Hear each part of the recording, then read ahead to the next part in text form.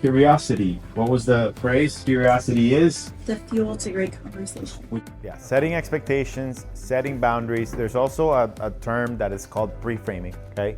So the concept of pre-framing is you're explaining what's gonna happen before the thing is gonna happen. One of the reasons why we call this influential conversations, because this is not about things you're doing to people, right? Is you're doing it for them.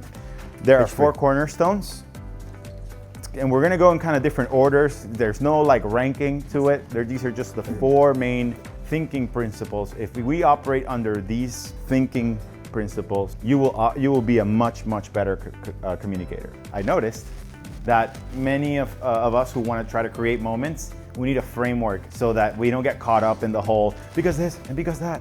A polite opening, something as easy as hello, person's name.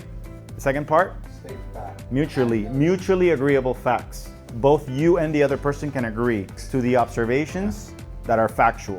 I've noticed, and you can start with I've noticed. When someone starts a conversation with I've noticed, you're like, what are you noticing? Right? You want to create a little bit of a curiosity gap.